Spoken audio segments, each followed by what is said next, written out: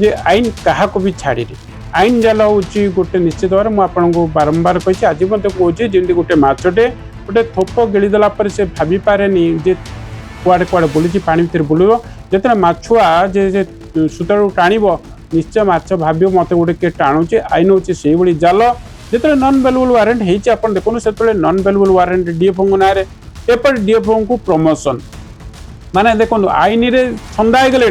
किंतु यार प्रमोशन देके उत्साहित कराऊँच माने सरकार कौ टाइप रे चिंताधारा सस्पेंड कर छाड़ देते ना इधर चाकरी टर्मिनेट कर देते ना चाकरी डिसमिस करते हायर अथॉरिटी पावर अच्छे किंतु से सब न करके एपटे केस चली केस रे प्रोसीडिंग चली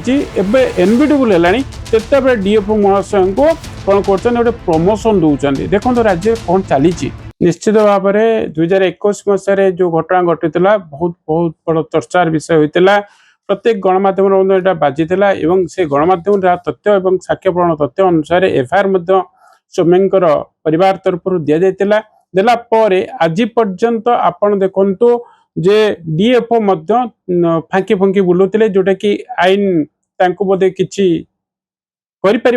से चिंतार थे तो मु आज जड़े आईनजीवी हिसाब से कहना चाहे जे आईन क्या भी छाड़ी आईन जाल हूँ गोटे निश्चित भाव में आपको बारंबार कही आज कहूँ जमी गोटे माछटे गोटे थोप गिड़ीदेला से भाभी पारे जे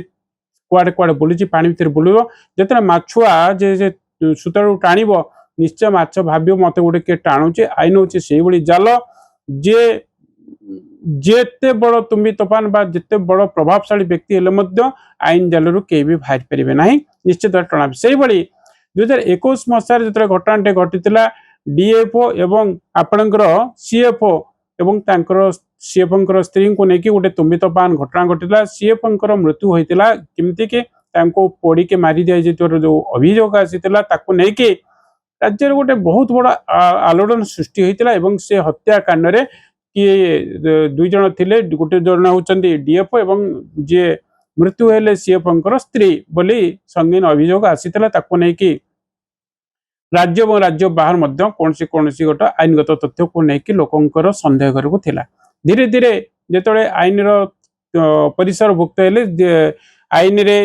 माने बंधा हेले तांको नेकिना राज्य रे गोटे समस्त प्रकार साक्ष्य प्रमाण तथ्य को लेकिन विचार जेतोळे चलिला तो तथ्य भित्तिक तथ्य धीरे धीरे बहुत प्रकार आसला 2021 ठीक अच्छे मुझे ही कहूँ जो विरुद्ध में सब कार्य चलला आईनगत तथ्य है एवं से कौन प्रकार साक्ष्य प्रमाण तथ्य रे हाजर हेलेनी के डीएफओ तापरे धीरे धीरे घटना गुरुत्व रहा माननीय मजिस्ट्रेट पाखे जो कोर्ट केस पेंडिंग थिला से देखिले डीएफओ कौन प्रकार हाजर होना किसी विषय कौन तथ्य भी आसुनी से नहीं विरुद्ध साक्षी प्रमाण जोरदार होउची नेला परे तांको विरुद्ध रे एनबीडब्ल्यू इश्यू होला नन बेलेबल वारेंट जेते नन बेलेबल वारेंट हैला तो सेते देखिए आपण माने देखुथिबे डीएफओ कर प्रमोशन एपटे सेपटे एनबीडब्ल्यू नन बेलेबल वारेंट होउची एनबीडब्ल्यू केस हे गले तो लोक लुचंती एतेरे गोटे संगीन अपराध गोटे हत्यार अपराध रे से माने जड़ित अछंती से निश्चित लुचिया दरकार किंतु केते बड़ प्रभावशाली से तांकर नेता मंत्री को पैसा दबा पुलिस को पैसा दे बोधे केसटा को चापिया पे चेष्टा करथिले माननीय कोर्ट किंतु से हस्तक्षेप कर माननीय कोर्ट कड़ा निर्देश रहा एवं साक्ष्य प्रमाण तथ्य अनुसार माननीय कोर्ट एनबीडब्ल्यू कले नन बेलेबल वारेंट है जो नन बेलेबल वारेंट होती देखो से नन बेलेबल वारेंट डीएफओ ना एपटे डीएफओ को प्रमोशन माने देखो आईन रे छंदा हो गले किंतु यार प्रमोशन देके उत्साहित कराऊँच माने सरकार कौ टाइप रे चिंताधारा जे सरकार ये मुझा भावुची जो माने भूल करे सरकारी करे फुलमाला दिखती कि सामाजिक क्षेत्र में जो माने भूल करते देखो पब्लिक माने जानी जानी पब्लिक मास कठोर दंड दौरान किंतु एपटे प्रशासनिक क्षेत्र में गोटे तारतम्य देखो जे भूल कर उच्चपदस्थ अफिसर से दिन सस्पेंड कराया उच्चपदस्थ अफिसर तो कहता बाबू तुम्हारा एफआईआर है तुम्हें बेल नि आइदर जॉइन कर जदि बेल न नौच कि किसी न नौच तुम्हें सस्पेंड हुआ सस्पेंड कर छाड़ देते ना इधर चाकरी टर्मिनेट कर देते ना चाकरी डिसमिस करते हायर अथॉरिटी पावर अच्छे किंतु से सब न करके एपटे केस चली केस रे प्रोसीडिंग चली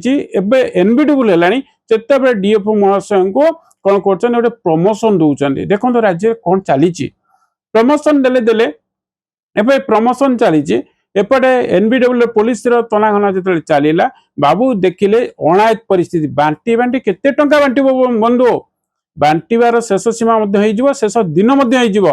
आईन जाल जो मैंने छंदी होती से आईन जाल केबे भी क्या छाड़नी कि देखो निकट भविष्य में डीएफ जो निजर भूल बुझिले पैसा बांटा सरीगला पैसा नहीं लोक असंभाल हो गले नेता मंत्री कोर्ट माने नेता मंत्री पुलिस से भितर जो मैंने करते निश्चित भाव में समस्ते कहते बाबू आम तुमको बचे पार से समस्त आड़ जो निरूपाय हेले डीएफ आसिकना एबे कोर्ट रे सरेंडर हेले वकील को नहीं जेतले सरेंडर हेले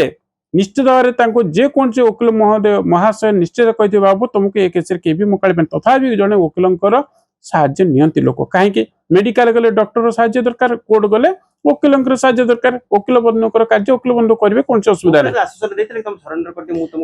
ना ना सेमती कहीं मिछा आश्योरेंस कौन से वकील बंधु देवेनि आईन रे जहाँ अच्छी कि ये जो संगीन अपराध अच्छी से कौन से प्रकार सेमती हुए कहीं जदि वकील कही था आपण कह अनुसार से तो मूलर कही था से सब घटना किसी होता कि जहाँ भी होती वकील बंधु साहाय्य नहीं से जी मुझे आईनजीवी हिसाब से सपोर्ट कर सकता ना जे समस्ते केस रे वकील मैंने जानी को केसटा कौन केते दूर कौन कला जाय परिबो सेति पई वकील केबे भूल करिवेनी किंतु गोटे तो सीएफओ का स्त्री टणा हेबी निश्चित भाव में देखो जदि डीएफ से केस संपृक्त अच्छी आ डीएफ ना 161 164 स्टेटमेंट रे मध्य तांको स्त्री इन्वॉल्व होचंती आपण केमती भाबुचंती तांको स्त्री गिरफ न होबे से तांको स्त्री को मध्य एनबीडब्ल्यू रे गिरफ हेबे जहा कि आईनगत जाल निश्चित अच्छा आ दुई जन देखिए निश्चित भाव में मुझे कहूँ ये तथ्य भित्तिक अनुसार 2021-26 मध्य जी साक्ष्य प्रमाण तथ्य आसला निश्चित भाव में दंडित हे